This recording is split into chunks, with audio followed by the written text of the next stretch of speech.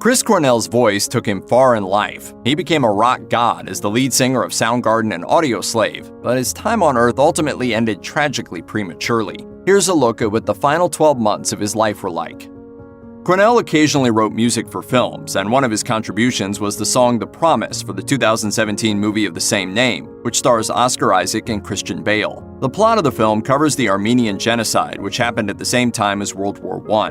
Beginning in 1915, the Ottoman government of Turkey ordered the deaths of as many as 1.5 million Armenians, as well as the expulsion of thousands more. The Promise director Terry George commissioned Cornell to compose and perform a song for the film's soundtrack. Cornell then researched the subject by reading extensively and watching documentaries, which ended up haunting him. He aimed for his song to convey a message of hope. As he told Billboard, "The hope was built into the story. To me, the challenge was being able to distill it in a couple of verses and a chorus." Cornell donated any money he received from The Promise to the International Rescue Committee, an organization that helps political refugees and people trying to escape countries in conflict. The song also ultimately earned him a Grammy nomination for Best Rock Song.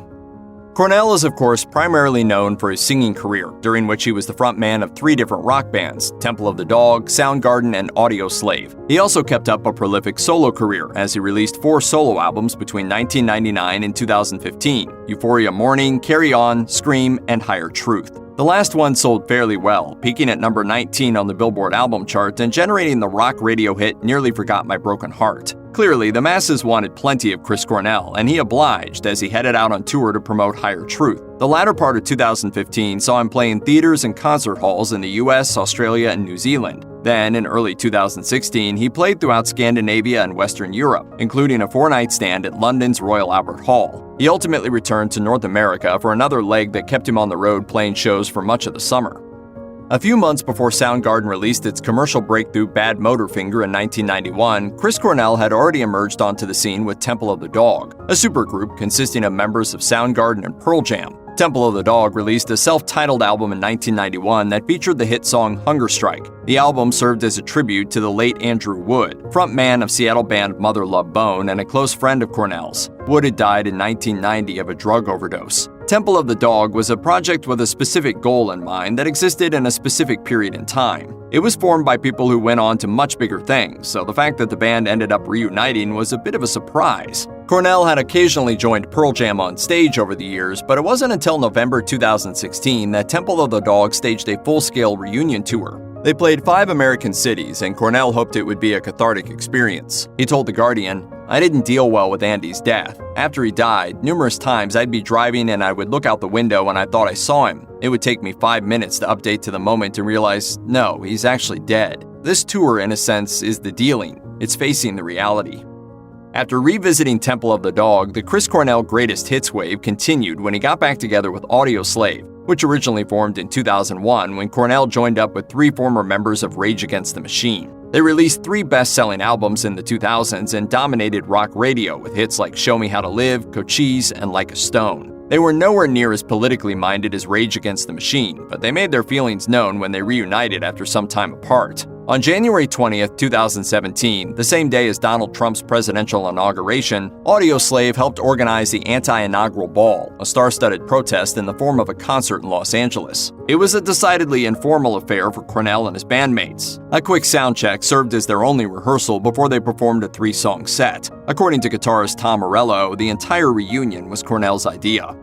In the last year of his life, Cornell played and recorded a lot of music, including contributing covers of a couple of well-known songs for 2 very different projects. HBO's short-lived 2016 drama Vinyl, set around a fading 70s record label, featured rock stars doing their takes on old rock and pop gems in each episode. Cornell's contribution was a version of Stay With Me Baby, which was originally recorded by Lorraine Ellison in 1966. He told Vulture, "I was very honored to be asked. I got to pay tribute to Terry Reid, whose version of the song has been a favorite of mine for many years, and be included on a great soundtrack with an amazing group of artists." Also in 2016, Cornell contributed to the animated Netflix series Beat Bugs. The show was built around the music of the Beatles and featured a group of 5 bugs, including actual Beatles, learning important life lessons and morals. The soundtrack consisted of Fab Four favorites performed by high-profile musician guests like Pink, Rod Stewart, and Cornell, who earned the privilege of singing Drive My Car while the Beat Bugs danced around.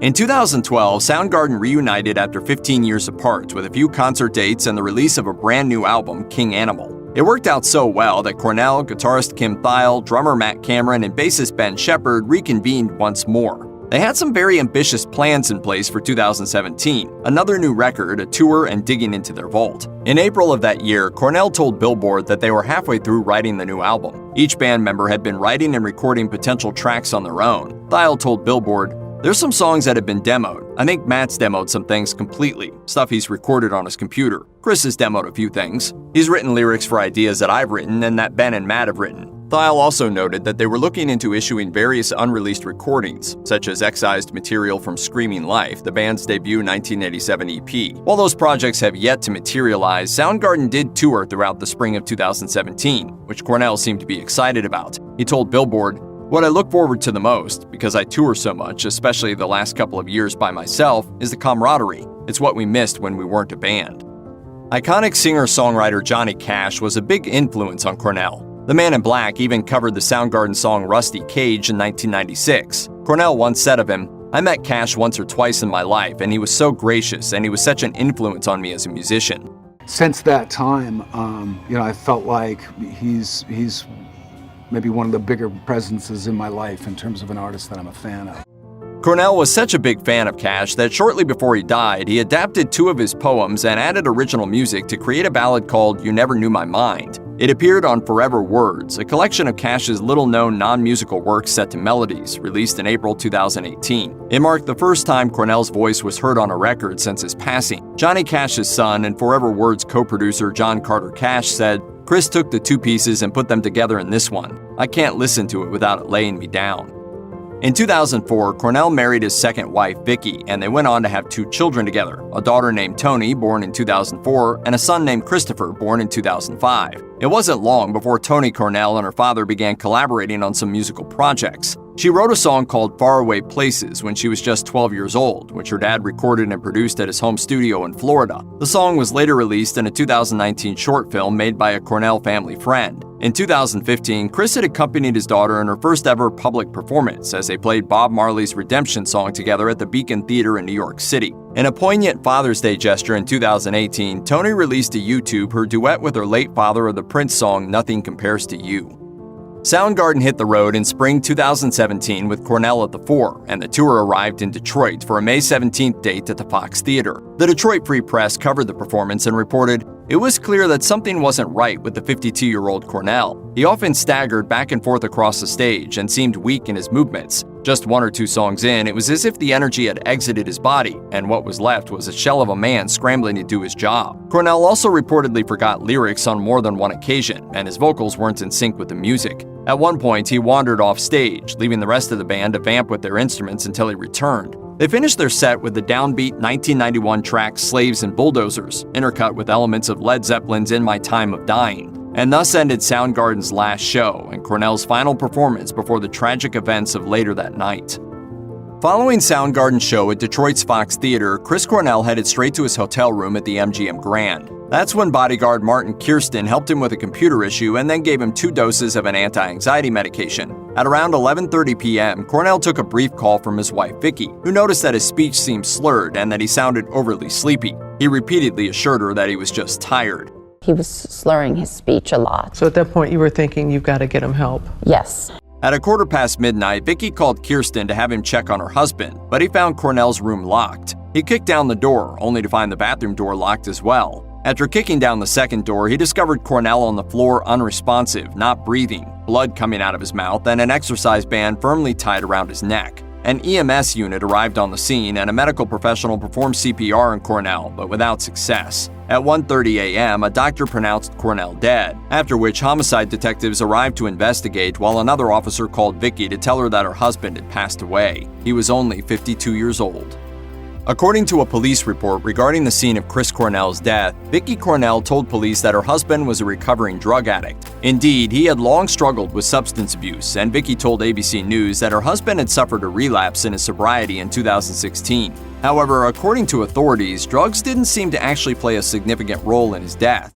My husband was the furthest thing from a rock star junkie. He just wasn't. An autopsy and toxicology report issued by the Wayne County Medical Examiner's Office reported evidence of several commonly abused substances in Cornell's system. These included the painkillers naloxone and butalbital, the anti-anxiety drug lorazepam, allergy treatment pseudoephedrine, and caffeine. However, none were present in anything beyond small to moderate safe doses, leading the medical examiner to rule that these chemicals didn't lead to Cornell's death. Police ruled out homicide, and all authorities involved officially believed that he took his own life. If you or someone you know is having suicidal thoughts, please call the National Suicide Prevention Lifeline at 1-800-273-TALK 8255 or text HOME to the crisis text line at 741-741.